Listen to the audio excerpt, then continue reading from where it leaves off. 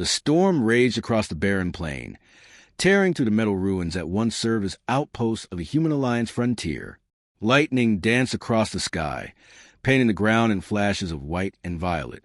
Evan pushed through the wind, his coat clinging to his soaked frame as he carried a small, trembling figure in his arms, an alien girl, barely breathing. He didn't know her name. He'd found her collapsed beside a crashed transport, whispering something in a language the translator struggled to interpret. Her skin was pale silver beneath the grime, her hair a faint blue tangled with ash. She was light, too light, as if hollowed out. Inside the abandoned shelter, Evan laid her on an old med cot. The generator hummed faintly when he struck the switch, casting the room in a soft amber glow. He reached for the medkit and tried to assess her condition, but her body was wrapped in torn fabric. Military issue, alien design, fused with patches of metal. It was soaked with rain and blood. He leaned close, voice low. "You're safe now. I need to check your injuries." Her eyes flickered open, large, glowing faintly turquoise, filled with panic. "Please." Her voice cracked, desperate. "Don't remove my clothes." Evan froze. There was fear in her tone, not embarrassment, not modesty. It was terror. "I have to," he said gently. "You're bleeding." She shook her head weakly, clutching at the tattered edges of her sleeve. "No, please. You'll see. And you'll hate me." His heart twisted. He'd heard words like that before, on the battlefield, from those who had been changed by war, by science, by cruelty. He sat beside her and spoke softly. "Whatever it is, I've seen worse. I'm not here to judge." Her breathing slowed. She looked at him, and for a brief moment her expression softened. Trust fighting against fear. Then her hand fell away from the fabric, and she turned her face toward the wall. Evan took a breath and began cutting away the soaked outer layer. The smell of burned flesh hit him first. Beneath the fabric, her body bore the marks of torture, blackened veins, metallic implants embedded into her skin, scars that pulsed faintly with alien light. He froze. The implants weren't medical. They were control devices.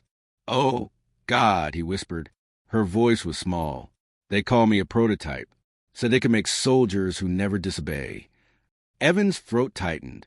He had heard rumors of such projects, alien captives modified for obedience, stripped of will and freedom. But to see it in front of him, a trembling girl who looked no older than 20, it broke something inside him. "Who did this to you?" he asked quietly. She didn't answer. Tears slipped down her face, glistening in the light. "Please cover me again. I don't want to remember what I am." But Evan couldn't move. His hands trembled as he stared at the glowing scars that seemed to pulse with her heartbeat. Her ribs showed through her thin frame, and at each joint, faint seams of metal ran under the skin, invisible under the uniform but screaming now in the open. "You're not what they made you," he said, his voice trembling. "You're still alive. You're still you." She gave a broken laugh. "They erased my name. I don't even remember what I used to be." The storm outside roared louder. Evan sat beside her in silence, the only sound her uneven breathing and the hum of the generator. He took a clean cloth, soaked in warm water, and began to gently clean her wounds. She flinched each time he touched her, but didn't pull away. Finally, she whispered, "You don't have to help me. I'll die anyway. When the power cores fail, these implants will shut down and my heart with them." Evan looked at the flickering light under her skin, a slow, fading rhythm. "Then we'll replace them.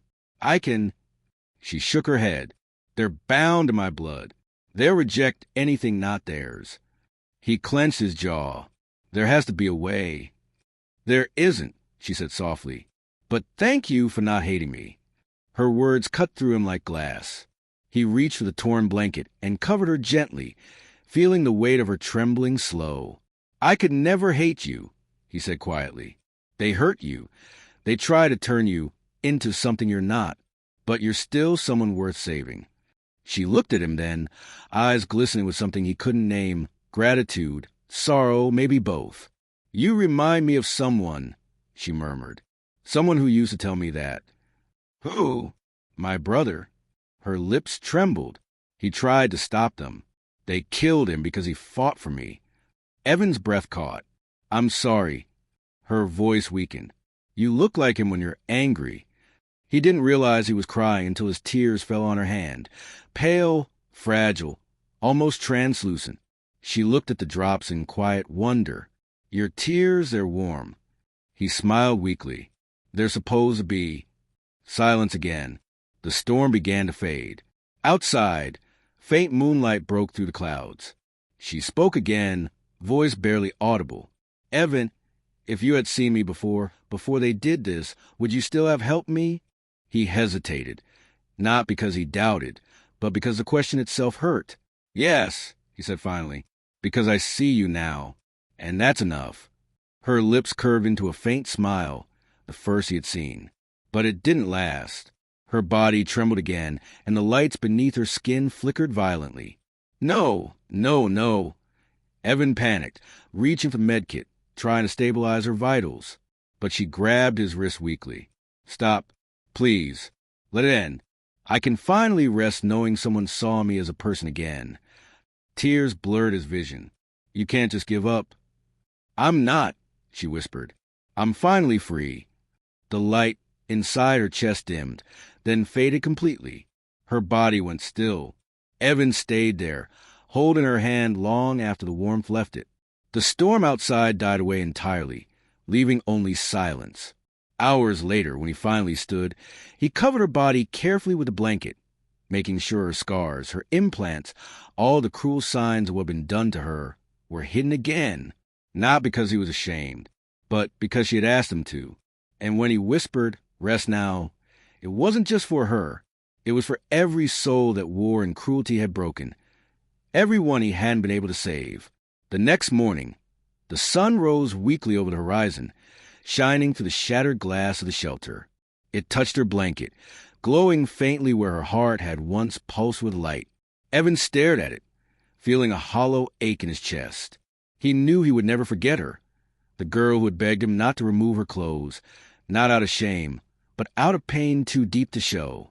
And he knew that in that single act of disobedience, of compassion, he had seen the worst of what his world had done and the last pure thing left in it.